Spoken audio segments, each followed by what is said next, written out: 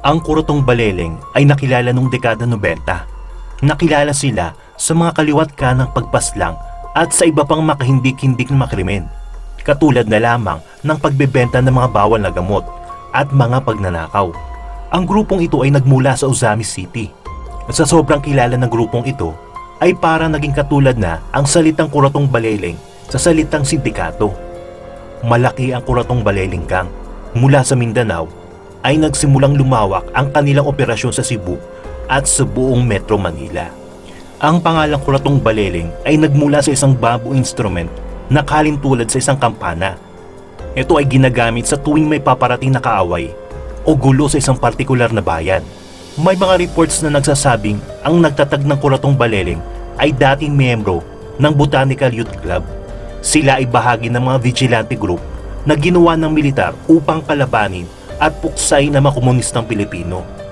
Nang magsimula ang post-EDSA era, ay napansin ng AFP na ang mga komunistang grupo ay naghahasik ng lagim sa Mindanao. Kaya naman naisip ng pamahalaan na gumawa ng hakbang kung paano ito mapupuksa. Ang Philippine Army na nakabase sa Misamis Occidental sa pangunguna ni Army Major Franco Calanog ay isinailalim ang Botanical Youth Club sa kanilang supervision. Ito ang isa sa vigilante group na sinusuportahan ng pamahalaan ng Pilipinas na may layong kalabanin ang mga komunista. Naisip nila na ang grupo ay nangangailangan isang leader. Kaya naman ang Kurotong Baleleng ay sinimulang pamunuan ni Octavio Ongkoy Paruhinog Sr. Ang mga Paruhinog ay naging isang maimpluwensyang pamilya noong 1970s. Sa mahabang panahon ay humihingi ng suporta ang maraming political aspirant at mga negosyante sa kanilang pamilya. Dahil sa isip nila, ang pamilya Paruhinog ay may kakayahan o makinarya upang protektan sila at ipanalo sila sa eleksyon. May suportang natatanggap ang Kurotong Baleleng mula sa mga maliliit na komunidad sa kanilang lugar. Sa katunayan, si Ongkoy ay kilala sa Ozamis bilang Robin Hood of Lawis. Ang ibig sabihin ng Lawis ay inside. Bakit inside? Ang mga pioneer members ng Kurotong Baleleng ay mula din sa kanilang lugar sa Ozamis. Ang mga komunidad na ito ay direktang nakakatanggap ng suporta o tulong mula sa mga Paruhinog.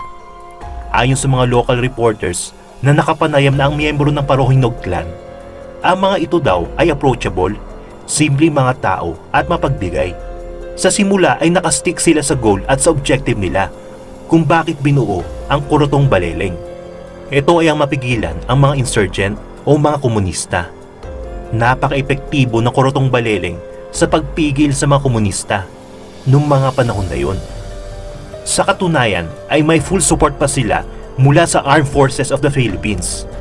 Binigyan sila ng AFP ng mga armas katulad ng M16 at mga grenade launcher. Talagang may malaking responsibilidad ang Kurotong Baleleng. Matapos pagkatiwala ng AFP ng mga firearms ng Kurotong Baleleng, hindi nagtagal ay may kumalat na mga balita na ang mga Paruhinog ay sangkot na din sa mga krimen katulad na pinagbabawal na gamot, robberies, kidnappings, extortion at marami pang iba gamit ang military-issued firearms. Mabilis na kumalat ang mga issue na kinasangkutan ng pamilya Paruhinog at ng buong Kurotong Baleleng. Mula sa Ozamis, mabilis na kumalat ang kanilang operasyon sa Misamis Occidental at Oriental, Zamboanga del Norte at del Sur, Lanao del Norte at del Sur, Cagayan de Oro City hanggang sa Cebu City at National Capital Region. Noong 1988, nagdesisyon na ang gobyerno na buwagin ang grupo dahil humina na ang grupo ng mga komunista. Ngunit huli na ang lahat dahil masyado nang malakas ang puwersa ng Kurotong Baleleng na mahirap na itong supilin ng mga militar. Ang Kurotong Baleleng ay nag-ooperate na katulad ng isang mafia. Marami na mga sumbong na ang mga negosyante sa maraming lugar ay nakikila na ng grupo. Ang hindi magbigay ng pera sa grupong ito ay pinapatawan ng parusa o di kaya susunugin ng kanilang business establishment. Ayon sa report ng nilabas ng Intelligence Service ng AFP noong April 20, 2001, ang kawalan ng military supervision sa lugar ang naging dahilan o ang turning point ng grupo. Ang Kurotong Baleleng ay naging isang formal na organized criminal syndicate dahil sa bagay na ito. Mas agresibo ito at naging mas makapangyarihan. Nasa likod ng maraming mga kidnappings, robberies, smuggling at marami pang iba. Dahil sa laki ng kanilang mga operasyon, kung minsan ay ginagamit ang pangalan ng Kuratong Baleleng ng ibang mga maliliit na kriminal bilang escape route sa kanilang mga krimen. Noong mga oras na ito, si Ongkoy ay nagpa siyang personal na tingnan ang operasyon ng grupo sa ibang bahagi ng Mindanao at Visayas. Pero nagkasakit siya kaya nagpa siyang bumalik sa Osamis City. Wala siyang kamalay-malay na ang pagbabalik niya sa Osamis ay magiging katapusan ng kanyang buhay. Noong September 1990, pumunta si Ongkoy sa isang sabungan upang siya ay manood. Hindi niya alam na may 5 sundalo sa sabungan na naghihintay sa kanya upang huliin siya dahil sa illegal possession of explosives. Noong pumasok na siya sa sabungan, dito siya nakita ng 5 sundalo at dito na siya pinagbabaril at napaslang. Ang pangyayaring ito ang naging pasimula ng mahaba at masalimuot na labanan sa pagitan ng Kuratong Baleleng at ng mga pulis. Hindi na isang malaking tanong ang naging kamatayan din ng mga sundalong pumatay kay Ongkoy. Ang mga sundalong ito ay napaslang din ng mga miyembro ng Kuratong Baleleng. Dahil sa kamatayan ni Ongkoy bilang leader ng grupo, ang Kuratong Baleleng ay nahati sa 3 niyang anak. Nagsangay sa 3 grupo ang Kuratong Baleleng. May grupo si Reynaldo at si Renato. Ang kanilang operasyon ay sa mga lugar ng Mindanao, Cebu, Negros Occidental at Metro Manila. Ang focus ng 2 grupo ay ang pang-hold up sa mga bangko at pananambang sa mga armored car. Ang pamangkin naman ni Ongkoy na si Carlito Calasan ay meron din sariling grupo na pinamumunuan. Nakapokus ang grupo sa mga extortion, robbery at hold up. Ang operasyon ng grupo ay nakasentro sa Iligan, General Santos City, Cebu City at Metro Manila. Ang huling grupo ay ang original na grupo ni Ongkoy. Sila ay nanatili sa Osamis City at sa katabing probinsya. Ang ginagawa ng grupo ay illegal gambling at extortion. Mula sa 3 grupo ay nagkaroon din ng Kuratong Baleleng ng subgroups. Ang Kuratong Baleleng 1 sa pamumuno ni Wilson Soronda at ang Kuratong Baleleng 2 na tinatawag sa iba't ibang pangalan katulad na lamang ng Robert Ramos Group, Edla Oliver Group, Socrates Aguilar Group o di kaya Osamis Boys Group.